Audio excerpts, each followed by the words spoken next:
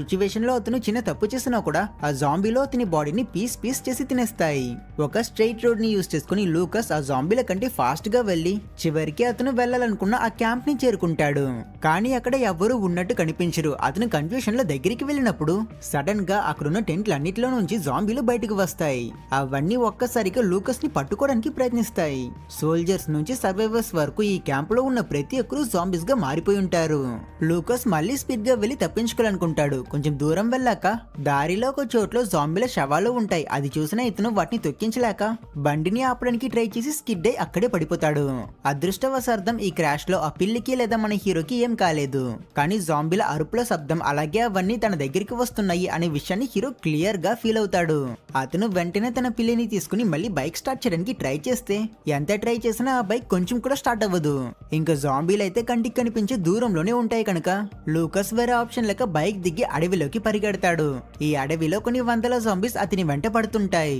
అతని ప్లేస్ లో మీరున్నట్టు ఆలోచించి చూడండి ఎంత స్కారీగా ఉన్నదో అతని పరిస్థితి. లూకస్ అలిసిపోతున్న కొంచెం కూడా స్లో అవ్వకుండా పరిగెట్టి పక్కనే ఉన్న పోర్ట్ ని చేరుకుంటాడు.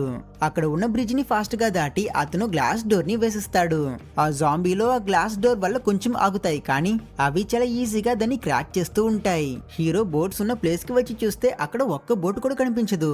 ముందు అతను అక్కడ ఉన్న బిల్డింగ్ లోకి వెళ్లి ఆ ప్లేస్ లో ఉన్న హార్పున్స్ ని తీసుకుంటాడు. ఇవి అతని గన్ లో పెట్టుకుని షూట్ చేయడానికి యూస్ అవుతాయి. తర్వాత అతను ఆ పోర్ట్ యొక్క మిగతా ఏరియాస్ ని చెక్ చేసి నీటిలో దూరంలో కొన్ని బోట్స్ ఉన్నాయి అనే విషయాన్ని నోట్ చేస్తాడు. సో లూకస్ తన పిల్లిని కేజ్ తో పాటు అక్కడే పెట్టి అతను ఆ నీటిలోకి దూకి ఈదుకుంటూ ఆ బోట్ దగ్గరికి వెళ్తాడు. ఒక బోట్ లోపలికి వెళ్లి దానికి తిప్పి అతను దాన్ని స్టార్ట్ చేయడానికి ట్రై చేస్తాడు. కానీ ఆ ఇంజిన్ స్టార్ట్ అవ్వదు.